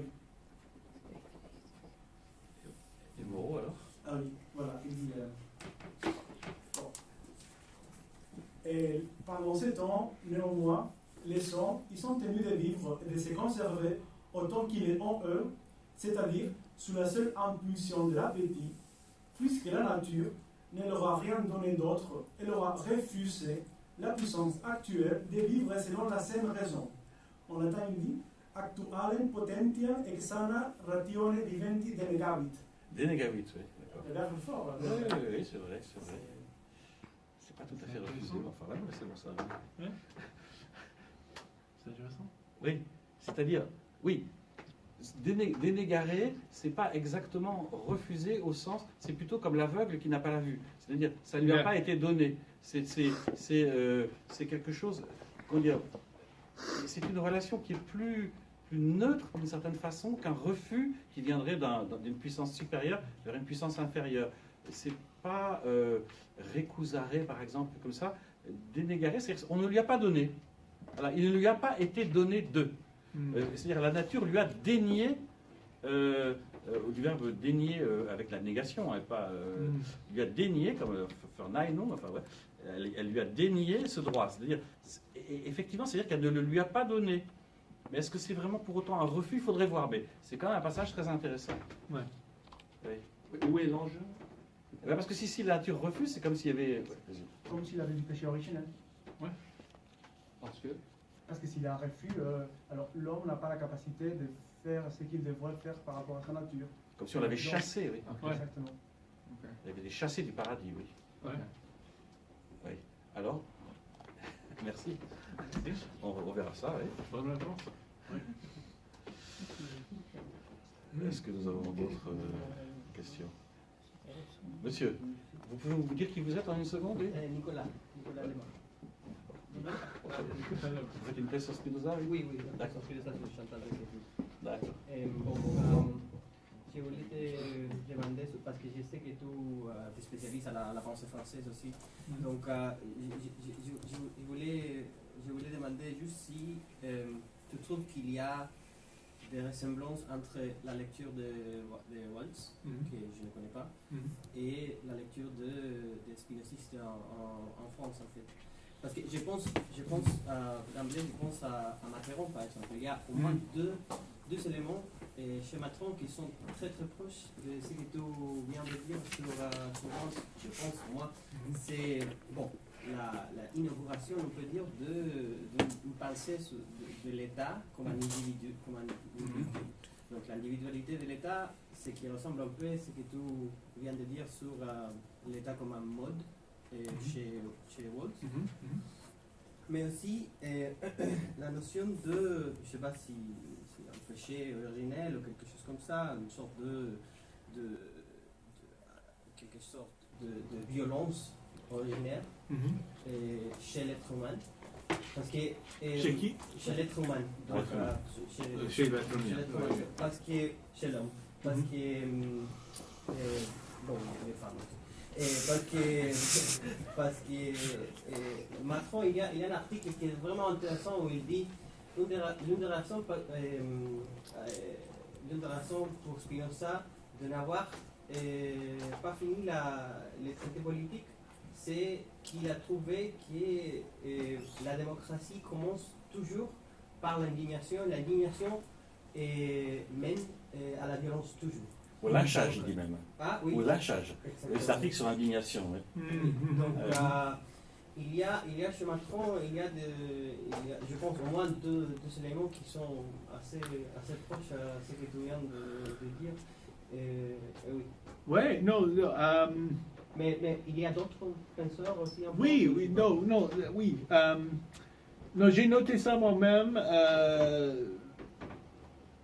C'est quelque chose que j'ai trouvé surprenant dans la lecture de Waltz, qu'il a noté cet élément métaphysique de la théorie d'État, que l'État est un mode comme un individu, parce que quand tu lis Waltz, quand vous lisez Waltz, c'est tout c'est un peu impressionnistique sur la psychologie Spinoza. Spinoza est comme Machiavel ou comme Hobbes, mais il y a une question pourquoi il se concentre sur Spinoza au lieu de Hobbes ou Machiavel, qui sont les références plus courantes pour les réalistes. Et puis du coup, c'est clair qu'ils comprennent quelque chose de la métaphysique de Spinoza parce qu'il a dit ce truc sur l'État. L'État est comme un individu et la physique c'est le même. Mais il s'arrête là. Et ouais, j'ai noté, Balibar, il a dit la même chose. C'est dans Negri aussi, cette façon de parler d'État. Mais il est clair que. Mais Jack a dit quelque chose de ce genre, que Waltz estime qu'il est significant que Spinoza il s'arrête à l'État. Il n'y a pas d'impérium pour le tout. C'est impossible à concevoir que le tout est réglé dans un mode hiérarchique. Hein? Mais le tout est quand même un individu. Mais le tout est quand même un individu. La nature complète. Nature, c'est que, ouais. Mais non, mais il s'arrête là. Donc, non, ok. Pas au niveau politique pour moi, c'est ça. Oui. Non, j'ai noté la similarité, mais c'est tout. Pour le deuxième point sur la violence originelle et la question de la démocratie, c'est clair, et je crois que c'est quelque chose qui fait de Waltz un penseur réaliste dans cette tradition, c'est qu'il s'en fout de la démocratie. Il ne parle pas de la démocratie. Ce n'est pas un sujet qui s'intéresse pour penser la politique. Et c'est toujours un trait frappant des penseurs réalistes contemporains. Ils ne se concentrent pas à la question des normes démocratiques, de justification démocratique, de cette façon d'organiser le monde politique. Donc, je crois que c'est parce que pour un penseur de la pensée de la politique internationale, c'est clair que la politique internationale ne serait jamais démocratique. Ce n'est pas... Donc c'est une politique pure, c'est une politique sans même question de souveraineté. Parce que toute la question de la démocratie, c'est l'endroit ou le lieu de la souveraineté. Ouais. Ce n'est pas le roi, c'est les peuples, mais le peuple ne s'est pas uni, ce n'est pas une unité. Où est la souveraineté? Mais pour les penseurs de la politique internationale, pas de question. Souveraineté, c'est pas une question. Et donc, en fait, c'est intéressant parce que dans ma jeunesse académique, mes années étudiantes, au début, en fait, j'étais étudiant de l'histoire diplomatique. avant d'étudier la philosophie et l'histoire de la philosophie. J'ai fait mes études sur l'histoire diplomatique et l'histoire internationale. Donc c'est un peu un retour, c'est un retour pour moi de lire ce genre de choses encore. Et j'ai postulé pour un poste et en terminant ma thèse, et quelqu'un m'a demandé, mais votre résumé, ça fait pas du tout du sens. Vous avez fait une thèse sur la Deuxième Guerre mondiale et les trucs économiques aux États-Unis et le Japon, et maintenant vous faites des choses sur Spinoza, ça ne fait aucun sens. Pourquoi vous êtes intéressé à Spinoza après faire tout ce genre de choses? Et j'ai rien à dire. Je ne peux pas expliquer du tout. Et mais le lendemain, j'ai fait ma petite thèse et je pense, mais je sais pourquoi. Parce que je suis intéressé toujours dans les situations politiques sans souveraineté. Sans souveraineté. Le monde international politique, l'histoire diplomatique, c'est une histoire des politiques pure. Et Spinoza, c'est une métaphysique pure, sans instance souveraine, sans instance qui est acceptée du système. Et je dis, OK. I wish I had thought of that during the interview. Vous avez eu le poste ou pas? Non, je n'ai pas eu le poste. D'autres questions encore peut-être? On s'approche de la fin. Ouais. Monsieur, oui. Oui, peut-être. I don't know, should I?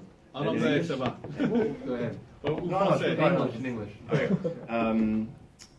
Just to follow, because I wanted to ask something about the relation to Althusser and Okay. Waltz, and just that last thing you mentioned Uh-huh. about a metaphysics without a sovereign instance Right. sounds evocative of Althusser. But I was Yeah. just wondering if there's more detail in the connection between them than is sort of mentioned by this critic who.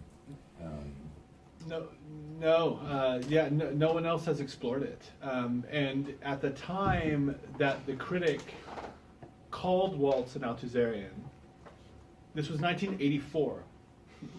So Althusser was not very popular in 1984. Il était déjà malade lui-même. Enfin, Yeah. So it was not a very nice thing to call somebody. Il était veuf. Yeah. So there was already that, and it was in the context of international relations as a discipline.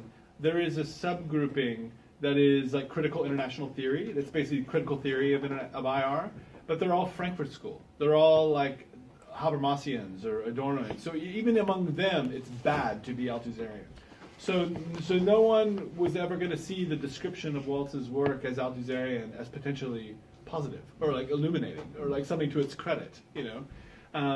Whereas when I read it, I was like, yeah, this is why I like it. Like, or you know, to me, there was a something congenial about reading these two thinkers together because of this idea of politics without a sovereign instance, politics exhausted by its relations, this way of explaining things. And what's interesting is that there have been serious Marxist critiques of Waltz in the discipline of IR. I think we talked about this the other day. Like Benotechki and what's Rosenberg. Yeah, Justin Rosenberg. And their criticism of Waltz. So Waltz says this thing in Theory of International Politics where he says, I paraphrase, but he's something like, the conditions of international politics are eternal. Like my theory applies in the entire history of the international. Even though to even speak of the international before like Westphalia is like makes no sense. But he says because it applies anywhere there's anarchic political conditions, and like that's what my theory is about. And all the people in IR have been like, Waltz doesn't understand the history of capitalism. He doesn't understand that the Westphalian system is related to the history of economics and the mode of production, things like that. And he just never even cared. He like never really engaged with that stuff.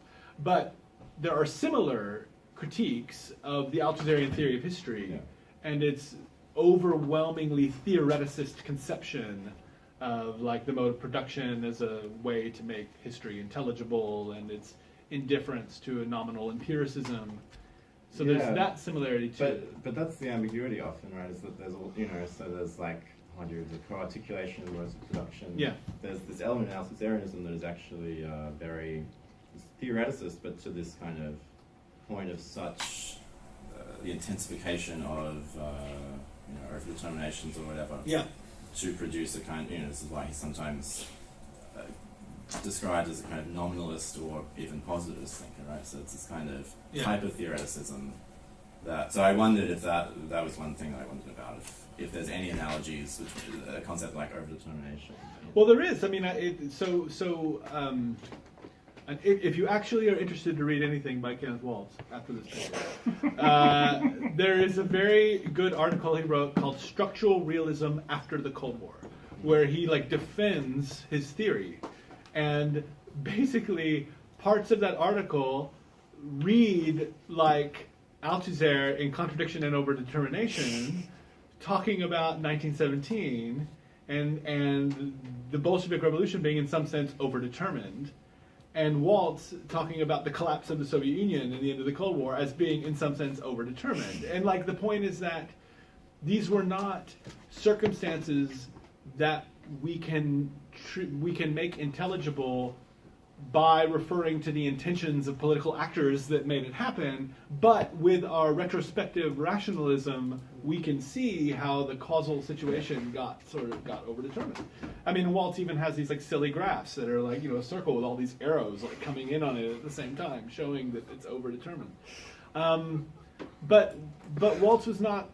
But the whole point is that, or not the whole point, but one point is that Waltz was not a Marxist, never took himself to be a Marxist, and just wasn't in dialogue with that kind of thinking. So I mentioned a historian named Nicolas Guillot, qui est français, but he's in New York, and he writes in English, and he has written all these articles about Waltz being complicit with neoliberalism because of this web without a center that he describes of international politics and everything.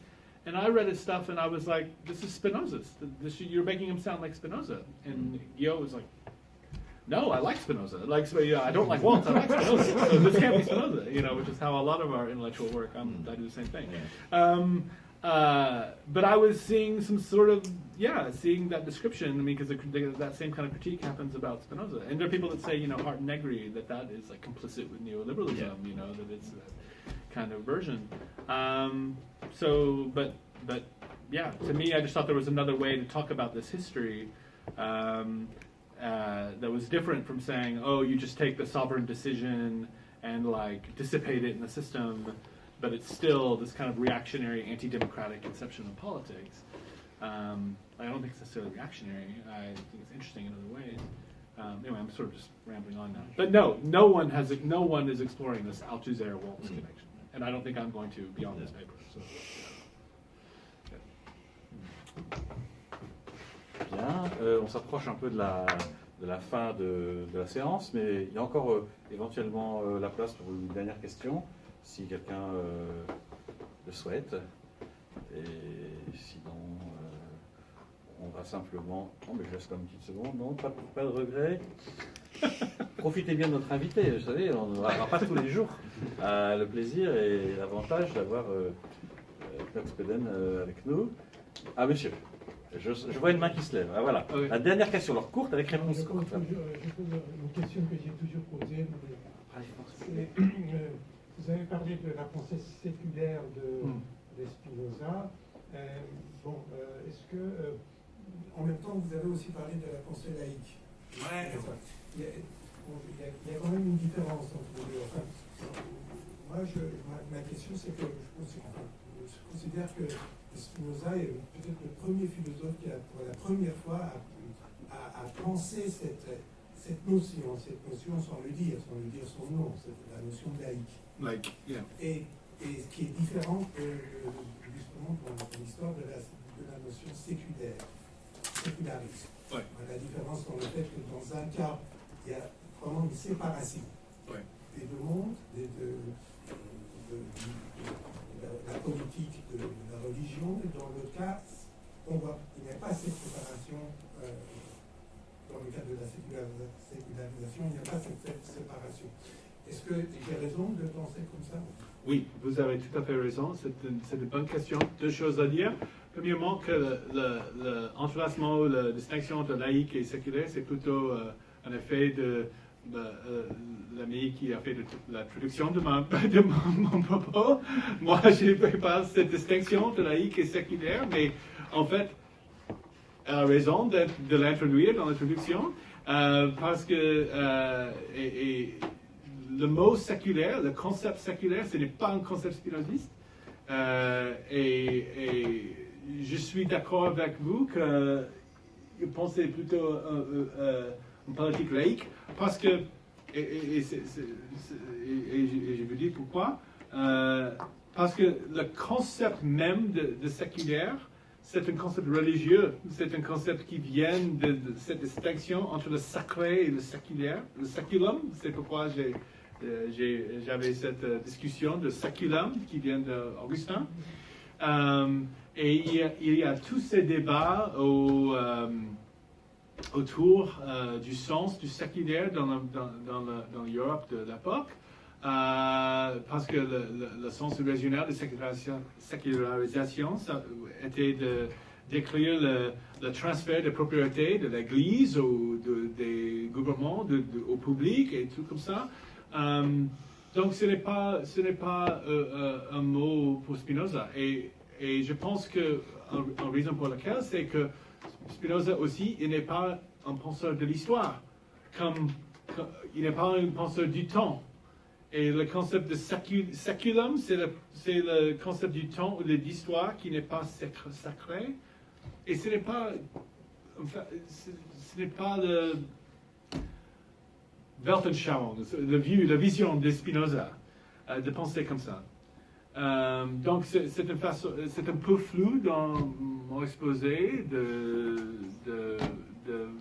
voir entre les deux concepts séculaires, laïques, mais je suis plutôt avec vous que ça fait plus de sens de parler de Spinoza comme un penseur du laïcité que du séculaire. Bien, merci beaucoup. On remercie encore. Merci beaucoup.